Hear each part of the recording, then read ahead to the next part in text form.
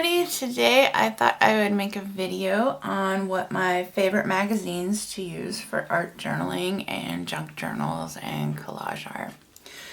So I have a bunch of magazines here and I love just cutting up magazines. Probably one of my favorite weird quirky hobbies that I have. It's very relaxing for me. So I thought I would share a little bit about where I get my magazines, what I look for in them, what some of my favorite ones to cut up are. So that is what this video is going to be all about. So the first thing I want to talk about is where you can find magazines for collage and art journaling and junk journals. The number one place that I find is to ask family members, friends. A lot of times they're just so happy that you can actually use their old magazines, so they're very, very cooperative in letting you have some of their old magazines. Facebook groups, like local buy-sell groups, are really good. A lot of times you can tell people, like, I need magazines for art. I did that last year and I got, like, I think 65 magazines from one lady, so that was awesome. So that's a good source. Thrift stores are a good source. I have a couple magazines here from thrift stores. It's kind of hit or miss. You don't know for sure if they'll have them in stock. But if they do have them, you can usually find some really good ones. And I like that a lot of times I can find older magazines. This one is from 2007. So that's cool. And then another place you can look is online. Sites like eBay, Etsy, that kind of thing. You can often find almost any magazine you want. So, like, one really nice thing about eBay is you can get, like, really old magazines. This one's from 1990. I actually have a bunch from 1960, but I don't have them on my table right now because this is the downside of ordering online, is you don't know the quality. And so the magazines I got from the 1960s were so mildewy and nasty that they are currently in quarantine. So, because you don't want that to spread to all of your other papers and stuff. So that's going to be an upcoming video, is how to get rid of mildew and must and nastiness from old paper. But, so that's one thing to think about when you buy online. You don't know quality. And some sellers are really good about, like, disclosing that, but not all of them. So now that we've talked a little bit about where to find magazines, let's talk about what to look for in magazines. So the number one thing I like to look for is the age and the condition.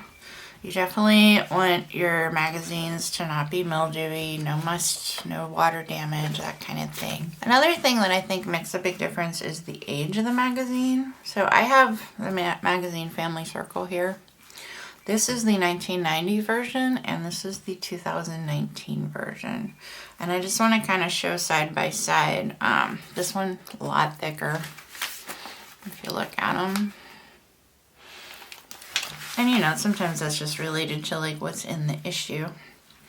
But another thing I've noticed is, like, the paper is thicker. So, like, if I hold this magazine up by the pages by itself, it really doesn't flop around too much. Whereas the newer one, the paper is way, way thinner. It flops all over. And, like, they bend real easily. It's very hard to, like, flip through them. It doesn't mean the magazine's not usable. It's just, like, not as high quality. So I generally tend to look for the older magazines when I can, but, you know, in a pinch, or if this is all you have, don't be discouraged by that. That works too. So the other thing I like to look at is, like, what kind of content is actually in the magazines. Like, I like to look for lots of pictures, you know, maybe people, lots of interesting words to cut out, that kind of thing. So that's kind of what I like to look for too, because some magazines don't have as much interesting stuff to cut out.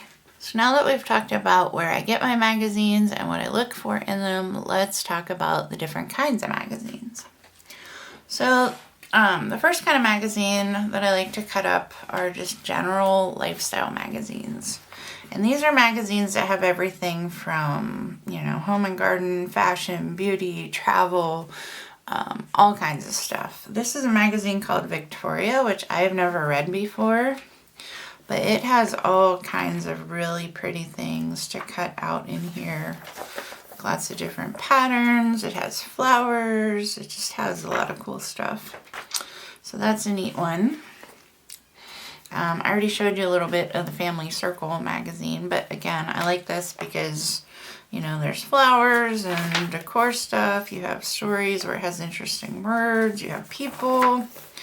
You even have like cooking and recipes. So I like these because they really just have a lot of variety, you know, like you might find a beautiful carousel horse. So those are fun to look through as just general lifestyle magazines.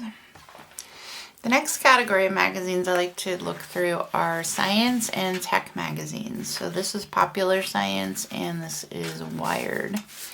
Popular Science has the floppy pages if you get the newer issues. But it has just such interesting things in it. So you can see I kind of started cutting this one up already. But it just has like interesting patterns, interesting words. It just has like a lot of interesting articles, things you may not have like see in like other magazines. So I always like to flip through that one. Wired is probably my absolute favorite magazine to cut up just because it usually has like that perfect balance of very interesting patterns, lots of words, sometimes it has people. It just has a lot of interesting things. So, and then we have home and garden types of magazines. Better Homes and Garden, again, is one of those ones you'll notice. The newer it is, the floppier the pages. But it just has like a lot of like nice pretty things. Lots of advertisements that are good for words. Just different interesting things to cut out. I'm just flipping through it randomly. Something I like to do with the home and garden magazines is I'll cut out like these patterns on pillows or rugs. This stuff can be cool as a pattern to put in your journals. So these are fun to go through. This is just one of those random magazines that I don't know where it came from, maybe a thrift store. But again, it has like the, you know, flowers, interesting like a wood texture there. Just different stuff. Lots of animals. These magazines always have lots of animals in them for some reason. So that's a good one to chop up. And then Architectural Digest is another one of my favorites. This one always has like really cool patterns and designs you can get. So like even something like this, which is an ad for window blinds, could make a cool pattern. This is like all kinds of neat stuff to cut out there. Something like this or that bedspread. There's always art on the walls that you can cut off. So these are just fun to go through. I always find a lot in these. And our last category is fashion magazines. I'm not a highly fashionable person, but if you like to cut out pictures of people, these are your best bet. So fashion magazines often have a lot of textures, a lot of people. Almost every page is going to have people that you can cut out. So I like that about them. You can really do a lot there. A lot of times the designs in their clothes makes for good things you can cut out. Usually sometimes has interesting words like Lucky Girl or Lucky is a really nice magazine if you can find it. Elle is another popular fashion magazine, and again, same thing, people everywhere. So that's always good. Next one is Allure, and again, this one is kind of on the thin content side, but it does have like lots of pictures. Like these are really cool, I thought. That section of it, you have people, more people. It's just a lot of great stuff if you like to cut out people in different parts. So that's that. Alright, so that is everything I can say about how I pick different magazines for art journaling, junk journals, and collage. I hope this helped you be inspired on what to look for, and in the next videos I will be talking about exactly how I go through every magazine to cut it up and my process for that. And I will be also in another video sharing how I organize all those magazine scraps. So make sure you subscribe to stay tuned, and I will see you in the next video.